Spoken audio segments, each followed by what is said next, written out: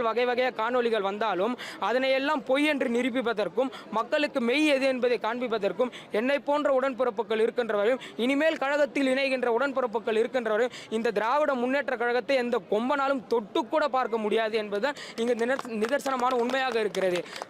ஒரு ஜனநாயகமான ஒரு நாட்டில் ஒரு கட்சியை எதிர்த்து நிற்கிற கட்சியை அழிச்சிருவோம்னு சொல்றது சரியா? ஏன்னா இந்த கட்சியோட கொள்கைகள் அப்படி. இது எல்லாருக்குமான கொள்கைகளை பேசுகிற கட்சி. அப்படி இருக்கும்போது எல்லாருக்குமான கொள்கைகளை பேசுகிற கட்சியை நீ எதிர்க்கிறனா அப்போ நீ யார்? ஆதிக்க சக்தி தானே. ஆதிக்க சக்தின்றது இந்த தமிழ்நாட்டில் இடம் கிடையாது. இதை தான் 1949 திமுக சொல்லிட்டு வருது. காங்கிரஸ் ஆதிக்க நிலைமையில பிராமண ஆதிக்கத்தில் இருந்தாங்க, அவங்கள அடிச்சு காலி பண்ணோம். அடுத்து யார் அதுக்கு மேற்பட்டு பிராமண ஆதிக்கம் பேசுறது இங்கே ஆளே இல்லை. இப்போ இவர் முளைச்சிருக்காரு. அதாவது திராவிடம்னா என்னன்னு கேட்குறாங்கல்ல. நான் சொல்கிறேன், பாஜக காரங்களுக்கும் சொல்கிறேன், இவங்களுக்கும் சொல்கிறேன். பாஜக காரங்களுக்கு சொல்கிறது என்னன்னா, நீ சிவனை கும்பிட்றல, திருஞான சம்பந்தர் இருக்கார்ல, அவர் ஆதிசங்கர் திராவிட சிசுன்னு தான் குறிப்பிட்டிருக்காரு, தமிழ் சிசுன்னு குறிப்பில்ல. 12 திருமுறைகள் இருக்குது. நீ இப்போ நான் சைவம் சொல்லிட்டு அடுத்து வைணவத்துக்கு வருவாங்க, அப்போ வைணவம் பற்றி பேசுங்கன்னுவாங்க.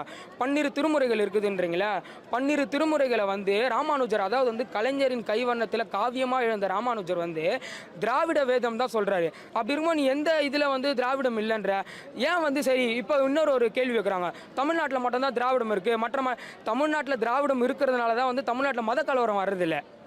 தமிழ்நாட்டில் திராவிடம் இருக்கிறதுனால தான் மதவாத சக்திகள் தமிழ்நாட்டில் உட்புக முடியல.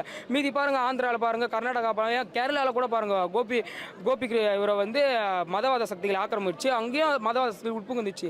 திராவிட கோட்பாடும் திராவிட கொள்கைகளும் இங்கே நிலைப்பாடாக இருக்கிறதுனால தான் மதவாத சக்திகள் இல்லாமல் இது ஜனநாயக மாநிலமாக இருக்குது.